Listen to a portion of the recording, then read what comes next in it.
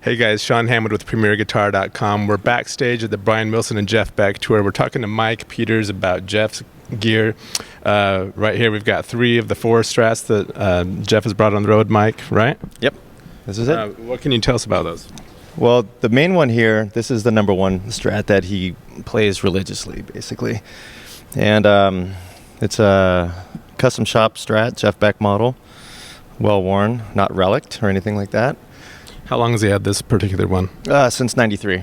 He's had it pretty much since then. I know that there are different pickups than what come with the normal Jeff Beck line guitar, which is the noiseless Fender pickups. Mm-hmm. These ones here were custom wound for him by John Suhr when he was working over at Fender. Mm-hmm. Really, really great sounding guitar.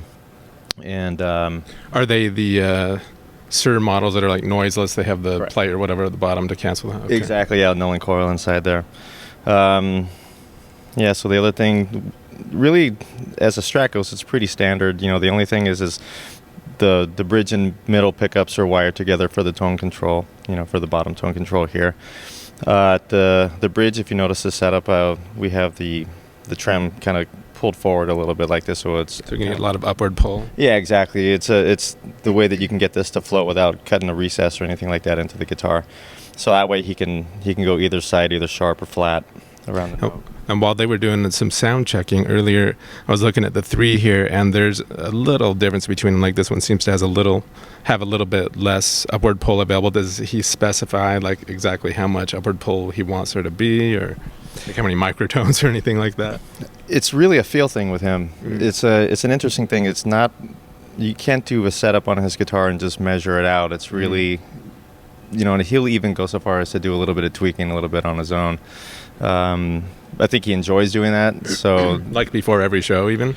No, nothing like that. I mean, once we get the setup really right, then he kind of keeps it. The last one I did on this, I had to do an emergency refret on this guitar the day before we played at the Greek about a week and a half ago. Oh, wow. So I had to do a refret on this thing after a gig starting about 2 in the morning. Then slept a couple hours and then finished it up in the dressing room, and it was a pretty stressful time, but he really, really liked it. So now, to my eyes, which may be a little blurry right now, but this looks like really big fret wire. They're 6150 Dunlop wire, but what I did was I filed them down. They're basically what there was on there before. He likes the feel of kind of the lower, flatter kind of wire, mm-hmm. like a fretless Wondery Gibson-y kind of a feel, you know. So what I did was spec the heights of the frets that he had before, match that, and then except not have all the big divots and flat spots and all the things that make for poor frets, and just try to make it feel exactly the same. And so now, as you can imagine, I mean, you're working for one of the most expressive guitarists on the planet. I mean, a lot of people would say that, and who could argue? I mean, he's amazing. Yeah. And given that there's so much conjecture and mythology and like stuff floating around the internet about his guitars, like everyone, they'll like battle over it. I mean, we posted on Facebook on our way here, and just people chiming in everything about the guitars. They want to know everything. Want to know how many springs he's gotten back, how they're set up. You know, why does he have an LSR nut on one that we see back there, but this is, you know. Well, the thing is these 2 guitars are actually his. This one here is one that Fender loaned to us as backups. Okay. So the backup for this guitar that we have in the dressing room is also on loan from Fender as well. So they're not what he's going to just reach for first. You know, really he plays this guitar, so this guitar has to be in great shape all the time. So tell us about the nut on his main. He likes this one. I mean, really any roller nut is going to work for what he's doing. The idea is just to have as little friction up there as possible, because he's on the trem so much that any sort of binding or anything like that is going to cause for some pretty serious tuning issues, you know. And also with how active he is on the trem, you know, having the 2 knife edge, you know, pivot points here coming back to the same place is a really important aspect of it too. So, you know, the bottom line is the bridge has to come back to where it started, you know, and then that's a pretty good way for it to, you know, to happen. So as far as you know, he chooses the metal nuts that he uses on these, not for tonal considerations, but because the slots you get them smooth and they're less likely to get burrs in them or whatever and bind up. Yeah, my understanding is that they're just functionally better than, say, like a bone nut. I mean, you can cut a bone nut really well, and it would work very, very well. But I think with this, because they're just very consistent like that. Yeah. And plus, it's a stainless steel rod. Basically, these are sitting on, so the strings aren't going to wear that out the same way, let's say, like other type of nut materials would. Now, some of the other things that people are wanting to know is, like, what are the pot values and the tone and volume knobs and stuff like that? Do you know about that stuff, or has it been pretty much the same way since you've been working for him for the last year or so? It's been about a year, right? Yeah, they're 250K pots, pretty standard. There's really nothing terribly spectacular or terribly customized about this guitar. The thing about Jeff Beck is he sounds like Jeff Beck, and he's the only guy that sounds like Jeff Beck. Right. And have you had any experiences where, like, guys battle over that too? Oh, it's in his fingers. No, it's not. He's got these special secret pickups. I know we all know it's just in his fingers. Like, he could pick up any piece of crap and sound like him. Have you actually had experiences like that where you've heard him pick up something that just, like, was not him, whether not that it was a piece of crap, but just, maybe one of these guitars over here, one of these 335s or something, that's just like, nope, it sounds exactly like him. He'll always sound like him no matter what he picks up, but the one thing that he will do playing a different type of a guitar is he'll adjust to the type of a guitar. So, like, for example, you would never play a 335 the same way you would a Strat. You know how you just pick it up and you just change your whole approach instantly, and he's human, so he'll do the same thing. Right. But at the same time, he's still going to pull some stuff off, and that with a 335 or with a Les Paul. I mean, he played a Les Paul for years and still sounded like Jeff Beck. So you give him a silver tone through a pig nose, he's still going to sound like Jeff Beck. How many springs does he keep in the back? 3. The trem cavity. 3. 3, and like straight across, or? No, they're like this. So on the claw, they're right next to each other on the claw, and then spaced out with one between them. To the outside, and then the middle on the block center, the 2 outside ones, and then the 3 middle ones in the claw. All right. Any other special things he asks you for when you're setting these up? Like, I guess we didn't cover string gauges. Is he using 11s or? The string gauge is actually a pretty interesting thing. Is he goes from an extremely light top to an extremely heavy bottom set. Mm-hmm. So basically, we're running on this one here 9, 11, 16, 28, 38, 52. So buy that in the store. So the idea being, actually, it's very logical because he bends quite a bit, on the upper strings, but because he plays a lot with his thumb, when he really digs in, he would be sharpening the notes so much if he was playing lighter gauge strings on the lower strings that he'd probably be, especially on a low E, like he'd get that swell going sharp, and I think it would be sounding a bit out of tune a lot of times. Okay. Does he do anything special? Because he holds the tremolo bar, the vibrato bar, for you guys who want to argue about what to call it. Right. Does he do anything? It's a whammy bar. Everybody knows. Does he bend it at all? Because he holds it so differently than most players. He's got like all 4 of his fingers on it most of the time when he's using it, right? Yeah. Well, he does this really interesting combination of things where he has his pinky handy for controls, and he's using the volume and tone controls quite a bit. Mm-hmm. So the sound that's just dialed in from the amp, full volume, full tone, you'll kind of rarely hear. Yeah. He'll crank the volume up for more of a higher gain solo when he's really going off. But it seems like he really likes the sound of a bright sounding amp and then rolling the tone off a little bit like that. And it kind of gives a little bit of a different effect than if you were to not have as much treble on the amp and then the tone pots all the way up. He's well known for playing through Marshalls almost exclusively, but we're running some Fender amps as well on this tour. And the interesting is the initial idea with that was to, when playing with Brian's band and kind of sitting in with them and playing some of the surf tunes and that kind of stuff, to kind of have that kind of a sound, because a Strat through a Marshall wasn't really the surf thing, Yeah. And so we went to go run Fenders. And it kind of turns out that he's been running the Fender actually probably more than the Marshall on this run. So I don't know if that's just the song choice that he's going with his set, or if it's just the sound of the amp that he's really digging. But so he's always using just one at a time, never blending them. Sometimes. Oh, okay. Yeah, sometimes, but it's not that frequent. It's mostly just one or the other. And it's probably 65%, if not 70% of the Fender. All right, Mike. So we're looking at the pedals that Jeff has on this tour. It's pretty simple, like we'd expect. Right. Yeah. As you can see, we have his Bradshaw rig stashed in the back because we want to keep the persona of him having a very simple rig. It's like 3 fridge-sized ones, right? Oh, you have no idea. We took up. It's actually in the truck in the back. Outside, I have cables running. We drilled holes in the walls. No, it's what you see is what you get. It's, again, to kind of get into the whole mythology of the guy. The sound is really in his hands. We have basically just a wah, an overdrive, and the rotosphere, which he just likes to add for color. And it's not anything that is really a primary part of his tone. But when he likes to kick that in for that big Leslie kind of a sound, and it's it only comes on every once in a while. Now, I remember that back, the last few solo albums with more of a more experimental vibe, like Jeff and stuff like that, where he would use like the Snarling Dogs Psycho Schematic or something like that, right, with the ring modulator in it. Right.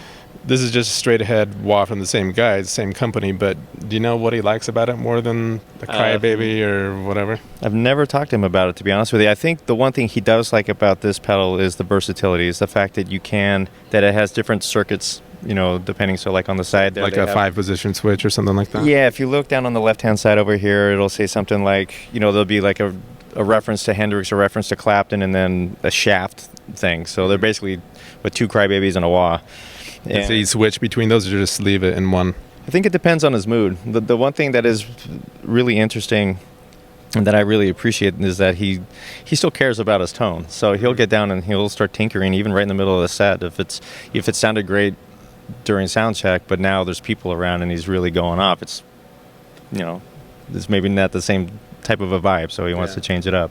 So right now it's set on, what is that, the Voodoo one? We're on Voodoo? Looks like it. We were on Shaft earlier, and apparently it was just too pornographic, and so we went. And what? There are knobs on this side too, right? All right, so on the other side of the Snarling Dogs wad, there's a testosterone and estrogen toggle, and it's on testosterone, of course. Yes, because playing with balls is good.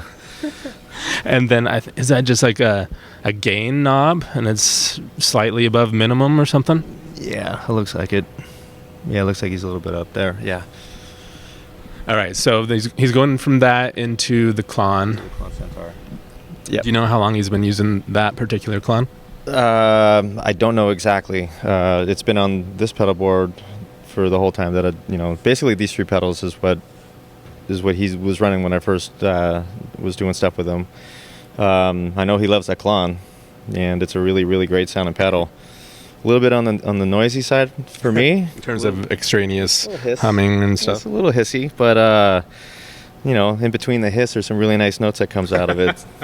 Does he get down there and change those knobs too? Yes. Or? Yeah, exactly. And sometimes it'll be tune specific, like some songs will require a little bit more drive than others, and I think that and again, it's kind of because he rides the volume pot quite a bit, that whatever's closest to max, he's going to want to have that setting to a certain point, so then he can gauge the sensitivity on the guitar. And what tunes is he using, like the Rotosphere on? Do you know? There's not a set tune that it's on. He'll kick it in just during a solo, just because, and then he'll kick it in a place where you wouldn't think that it would be. A song that's whatever fits his mood. Perfect. Yeah, that's really it. I think he's just like, here we go. And then when you think that he's going to go for it, he doesn't touch it. So he goes from that into a way huge Octopus. Yeah. Now the Octopus and the Carbon Copy are 2 things that I brought into it because at the beginning of the tour, they were playing a Les Paul Mary Ford tune called How High the Moon. Mm-hmm. And so we wanted to get, a pretty good sounding slapback on that, and so the Octopus is really nice for that. It's got the repeats are pretty accurate to actual sound of the guitar. Whereas with the carbon copy, the repeats are a little bit on the darker side. So there's a couple of tunes that he'll use the carbon copy on where Makes it more subtle. exactly it doesn't make it so that it's you notice it so much. And the way we have it set is only for about 3 repeats, and it's starting to decay pretty quickly. So it's nothing that's used so More much as an ambiance effect. than an actual like echo. Exactly, because for the most part he likes to play pretty dry. So anything that's going to color the sound like that, I think he notices too much and gets in the way. So next to that is the Leyland Little Dual. Is that just an AB box for the amps? Or? Exactly. So we go back and forth, Fender, Marshall, and then that'll kick in both. Really straightforward. It's a good sounding pedal. I almost forgot, before we go to the amps, the last effect in the chain is this Lexicon Reflex, right? Correct. This one's actually in the effects loop. So there's an effects loop in the Vibro-King. That's what I'm running it through.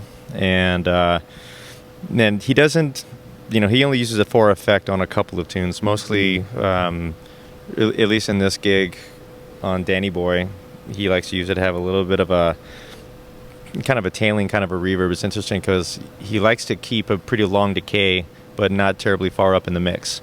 So it's more of a tailing type of a reverb as opposed to something that's just blatant echo and like you're playing in the Grand Canyon or something like that. It's more subtle than that, but it's a nice effect. And he just keeps it on that one setting. No, no, he's back here. He'll literally be in the middle of a phrase and just turn around and start tinkering with it, and then or go with it or not, or but he likes to ride that. I think that's one reason, because what I wanted to do initially was perhaps cue them on my own and off stage and kick in the reverb on the tunes where he would normally be using them, but I think he likes to kind of noodle Just with them a the little bit. Yeah, exactly. So does he have presets set that he switches between, or does he just like switch it and then fiddle with it to like again fit his mood? Like, no, he keeps the same type of reverb in it. The only thing that he does adjust is the level of it in the mix, as far as wet to dry. And but it's a pretty long decay. If you were to bring the level of it up, it would be pretty obnoxious actually. So it's down pretty low, and it's, like I said, the decay itself on it is pretty long. now Lexicon, of course, is famous for its delays and reverbs. As far as you know, does he prefer this unit because he's used it a long time and he's familiar with it, or because he feels like it's simple and yet brings sort of studio quality reverb to the stage, and or kind of both? Or I think what? it's both, to be honest with you. I think it really is both. He definitely seems to, when he gets attached to a certain thing, he likes to stick with it. Yeah. And I think throwing in too many things would kind of throw it off a little bit for him. Makes sense. Why exactly. fix it if it isn't broken? Yeah, and it's not like he's a kid where it's just like, oh wow, you go into Guitar Center and see all these pedals, I want that one, I want that one, I want that one. It's like, He knows it sounds good. He knows how to use it. He won't have to think about it too much. Yeah, he's pretty simple like that actually. You just give him a good sound and he'll take over and just do the rest. I mean, the sound is right there. I don't think they've made those reflexes for like 10, 15 years, right? Yeah, exactly. They're up there with a quad reverb. So the main amp in his rig, you said earlier, he's mainly using the Vibro-King, and is the tan one here in the middle the main one? Yes, this is the main one here. What I'm doing is I'm running the speakers upstage over here facing away. I have another Vibro-King back there that I'm essentially just using as a speaker cabinet. So the speakers in this aren't even on? No, I have it unplugged, and then I have a speaker cable running back there, and then through a female-to-female barrel jack, just going straight into the speakers there. Through an identical model with the same speakers that would be in this, but they just want to minimize stage sound. Exactly. And plus I want to make sure to get the correct impedance and all that kind of thing. So it's just one of those things where you want to make sure that it's the sound of the amp, in the same, like I said, I think they're the Jensen Alnicos that are inside them. These Vibro-Kings are loud, man. Like, and there's how many people on stage during the gig? Like 10 or something? 72. It's like 4 P-Funk shows in one. All right, so we got shots of the settings here. Does he fiddle with those during the show too? Not really. The amp not? No, I try to channel my inner Jeff back when I dial it in, and he seems to kind of stick with those settings pretty closely. A little bit here, a little bit there, but so you guys online trying to nail his tone, at least you can nail down the Vibro-King settings. Good luck with the rest. Yeah. Right. Well, to be honest with you, he hasn't done too much fiddling. I mean, it's more just his own little coloring kind of thing, but I haven't had anything thrown at me or anything like that. So far so good. Cool. All right, so next to that we got the Marshalls. The DSL head is the main one he's using? Yes, correct. This is a DSL 100H, this one here.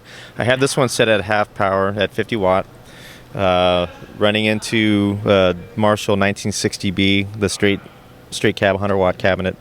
So, we're getting a little bit of speaker breakup out of it. We're in the modern gain side of it, but if you notice, the gain on it is actually quite low. Yeah. And so the idea with this is to just have a slightly hairier sound out of this than what the Fender is doing. So it's just something to kind of kick into, the little push over the cliff, as the great Nigel Tufnell once said. A lot in the past, you've said like so much of what he does is sort of unpredictable in terms of knob settings and so forth. Is it fair to say that the Marshalls are used on more upbeat tunes, or is it really just unpredictable in that way too? Yeah, it's certainly unpredictable, because I was expecting this to be the main amp, and for some reason the Vibro-King it's not the only amp he's using by any means, but the way we're kind of settling on it now is that this is the one for when he does kick this one, and it's going to be for the tunes that are kind of driving a little bit harder. Okay. But he is doing several tunes on this set that are more of a clean sound oriented thing. So I think that's really more why. I don't think it's something where he just likes the Fender over the Marshall. I just think that it's I think it just fits the set better. So the Marshall cab here really is not being used at all like the others. It's just to put the head at hand level so he can adjust it? Yeah, out here. And besides, who wants to see a Marshall head sitting on the floor? So, you got to keep up appearances. And and there's another cabinet upstage. So I'm running this head the same way as the Fender and back. Okay. And up top, this is the backup amp. You want to tell us about that? It's a Marshall 2061 hand-wired, 20 watt. It's got its work cut out for it as far as keeping up with this guy down here. So volume-wise. Yeah, if you notice the settings, I did notice everything's cranked. Yeah, everything's cranked, and it's begging for mercy trying to keep up with the other one. It's a great sounding amp, though. Now, was that his choice, or did you suggest this, or? This was actually part of a conversation, because I know he has one of the old PA heads at home, and he really likes it. And the thought process was more just to have a little bit of a variety, a different type of a Marshall sound, just in case. Because initially we were going to be running 2 amps per side. So I was going to be running a couple of splitters with the AB, and there's going to be a Fender, like maybe, for example, the 2061 and the Vibro-King, and then 2 other Marshalls on the other side. And so we're going to kind of work different combinations of that kind of thing. And we reduced it down to just 1 amp per, and then this became the stage backup. Now, in a lot of scenarios, most players would probably expect that, a pro like Jeff Beck would be using the boutique stuff as the main stuff. But, I mean, of course, the DSL is great, but it's, this is a production line amp. It's his main amp, and then the boutique hand-wired thing is backup. Have you ever said, like, hey, there's a louder version? Louder version. 45 was one of the amps that we were talking about bringing as well. But the PA head came up a couple of times. And so... we just kind of went with that. Yeah. That's what I know, so deal with it. It's just, it's just kind of just, I don't know. It came up, and I asked him if he wanted to use a 50 watt head or the JTM 45 or something like that, which is what he's kind of known for. And like I said, this is actually the one that he definitely likes to use quite a bit. Although it is a modern production kind of a thing, it is pretty straightforward, not bridging channels. It has an effects loop, so there are things about it that are practical. Yeah. All right. What about other accessories? I mean, it's funny. Some people on Facebook were asking about talcum powder. Yes. Just regular, generic. What is Tugaboos baby powder? Tugaboos. Yes. Never heard of that. Well, I found that as opposed to Johnson & Johnson is a little bit fatter tone. And no, actually, we ran out of the little. He normally likes a little trial size, like the travel size Johnson and Johnson, but this one was on sale, and the runner got us this, and so he just and it still smells like babies. So yeah. So he just applies that to his hands like before the show, or like multiple times during the show, or yeah, right before he goes on, like on his hands, he kind of does a little LeBron James kind of a thing, and except and then kind of rubs it all over the neck on the strings. It's kind of like fast fret, but not. But it smells like a baby. Spot It smells like a baby, yeah.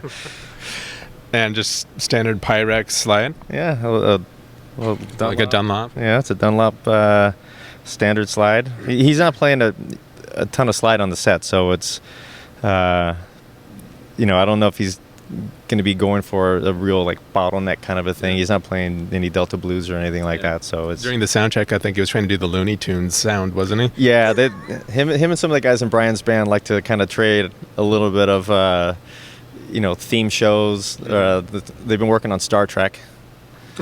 Seriously, they're working it up, and I think they're trying to get William Shatner to sit in with it and play theremin. Sweet. That's a joke. William Shatner would probably be game for that. I think so. What about cables? Yes, we have him. Is he picky about them, or just like make sure there are some? Basically, yeah. I mean, he showed up without cables, so he's not like those aren't low capacitance or anything. It's just like nothing like that. What's he using here then? Rapcos. Nice. Yep. So thank you. Premier Guitar fans have been waiting a long time to check out Jeff Beck's gear, so they will go nuts for this. They will be fighting, using this as fodder for future fights online for probably decades to come. So thanks, man. No problem. It's nothing like stirring the pot. All right, this is Sean Hammond for PremierGuitar.com. Thanks for joining us.